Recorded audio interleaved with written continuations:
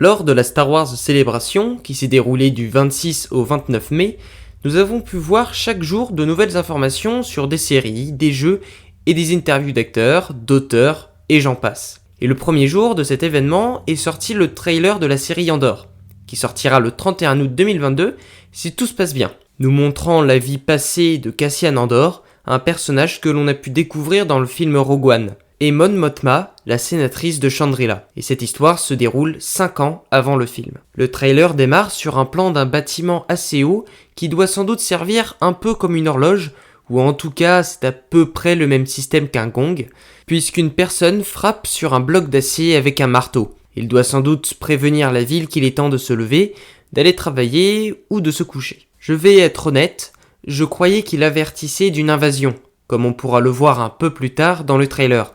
Mais le monsieur barbu prend un peu trop son temps pour que ce soit ça. Et je pense que nous sommes sur la planète Ferrix, et cela je peux le supposer grâce à un set Lego sur cette série, qui nous montre des bâtiments dont l'architecture est très similaire avec la ville en arrière-plan. On découvre ensuite un endroit quasiment peuplé d'enfants dans une jungle. On peut notamment voir qu'ils ont des habits plutôt traditionnels et qu'ils ne possèdent aucune technologie. J'ai l'impression qu'ils vivent de façon assez rudimentaire. Pendant ce temps-là, au loin, un vaisseau se crache, ce qui doit effrayer ou inquiéter les indigènes. Le plan suivant, on découvre une décharge remplie d'acier et de morceaux de vaisseau avec un nouveau type de droïde qui roule au milieu du passage. Et au loin, j'imagine que c'est la ville avec l'espèce de clocher, ou en tout cas sur la même planète car on retrouve à peu près la même ambiance. On a ensuite affaire à des prisonniers, vu leur tenue, qui font un travail forcé sur du matériel technologique, peut-être pour l'Empire. Et retenez qu'ils sont dans un décor très blanc. Ces prisonniers semblent être étonnés, mais de quoi? Je n'aurai pas les capacités pour répondre à cette question. Le plan suivant nous montre des rebelles. Le plan suivant, et là, j'en suis sûr, l'homme en vert doit sonner l'alerte d'une invasion. On découvre par la suite des canonnières de la milice locale, comme on peut le voir sur le set Lego. Et ce transport ressemble énormément au LAAT de la République Galactique. Comme quoi, la prélogie n'est pas totalement abandonnée. On retrouve la décharge, aperçue plus tôt, avec des ouvriers qui, eux aussi, ont l'air étonnés et surpris. Un peu plus tard, nous avons un plan sur une femme dont l'attitude ressemble à celle d'une rebelle, alors que derrière, les troupes impériales marchent en escouade. Nous voyons ensuite la milice locale, sans doute missionnée par l'Empire. Nous avons ensuite une petite séquence avec Andor, qui est l'un des rares plans que l'on a de lui dans le trailer, qui se cache et observe discrètement des impériaux. Et on découvre un plan étrange d'une réunion impériale dans une pièce toute blanche, qui serait sans doute le même bâtiment où l'on a vu le travail forcé. Je pense que ces impériaux sont des membres du bureau de la sécurité impériale, reconnaissables à leur haut blanc et à leur bas noir. Mais peut-être qu'ils sont d'une autre faction de l'Empire que l'on ne connaîtrait pas. Nous avons ensuite encore un plan sur des hauts gradés de l'Empire qui se réjouissent de ce qu'ils regardent. Ce qui est sûr, et là je pourrais mettre ma main à couper, c'est que celui de gauche porte une plaquette de grade avec 5 carrés jaunes et 1 carré rouge, qui est l'insigne des scientifiques. Et j'irai même plus loin en disant qu'il fait partie de l'initiative Tarkin, qui est une organisation secrète faisant partie de la division de recherche en armement avancé de l'Empire Galactique. C'est elle qui est notamment en charge de la construction de l'étoile de la mort, ce qui pourrait très bien coller avec l'intrigue de Rogue One, qui était de récupérer les plans de cette dernière. L'officier de droite porte une nouvelle tenue qui diffère légèrement de ce que l'on a pu voir. En fait, on remarque une petite partie noire sur les avant-bras, les épaules et le col. Son insigne, je ne crois pas l'avoir vu dans mes souvenirs, donc je ne pourrais pas être exact, mais je pense qu'il est au moins au rang de commandant du fait qu'il porte, comme je viens de le dire, une nouvelle tenue. Nous avons ensuite un travelling de la caméra qui suit une jeune femme qui court comme si elle était poursuivie. Puis, nous avons une belle contre-plongée sur ce que j'imagine être Coruscant, avec différents ascenseurs qui montent et qui descendent. Le plan suivant nous montre l'arrivée en navette impériale d'une officière du BSI, reconnaissable avec sa casquette noire et son haut blanc, comme dit plus tôt, escortée par 2 Death Troopers. Nous voyons ensuite une scène sur le taxi privé de Mon Mothma, et cette dernière aura une place importante dans la série.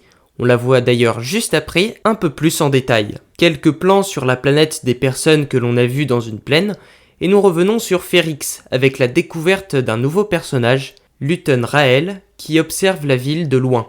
Nous avons ensuite un plan original en pleine mer, avec plusieurs bases septagonales et des trous d'eau dans leurs coins. Et si on regarde bien, on peut voir qu'un vaisseau de transport de troupes impériales, que l'on a aperçu pour la première fois dans un épisode de la série de The Mandalorian de la saison 2, vient se poser sur une de ces installations, ce qui prouve bien que ces installations sont impériales. Nous voyons un plan de l'arrivée de cette navette dans le complexe et un autre plan sur des cellules.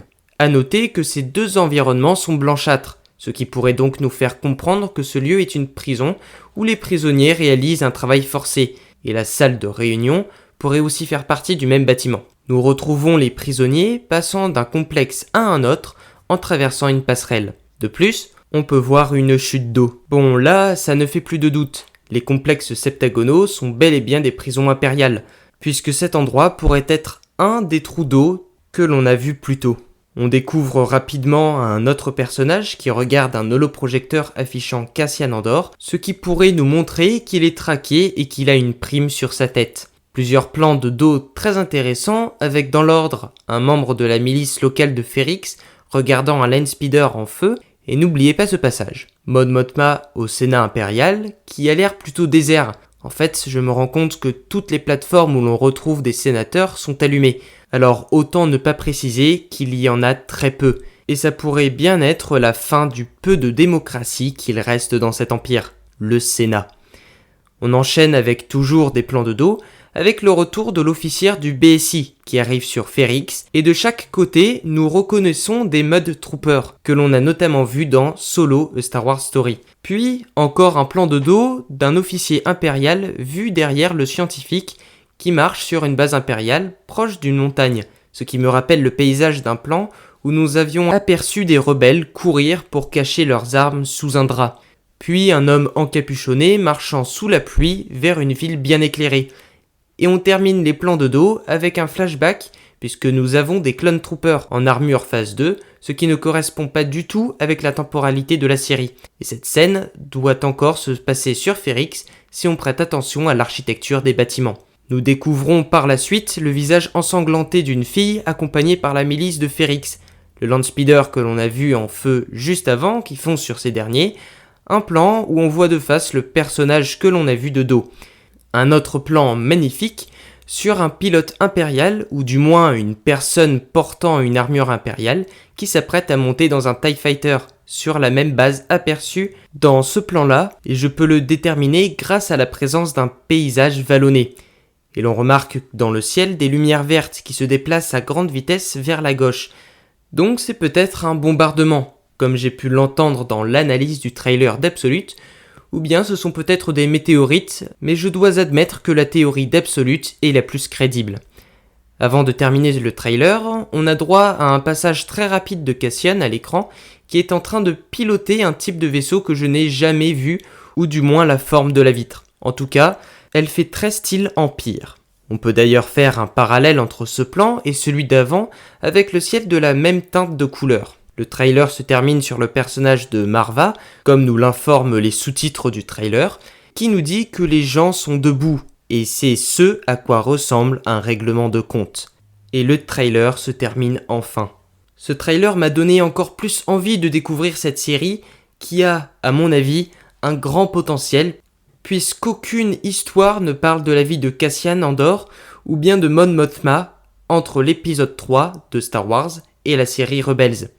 Donc à voir, mais pour ma part, c'est un grand oui de bienvenue. Voilà, j'en ai terminé pour aujourd'hui, n'oubliez pas de vous abonner et d'activer la cloche, le pouce bleu et le commentaire si bien évidemment vous en avez le désir. C'était le Datapad Galactique, prenez soin de vous et que la force soit avec vous.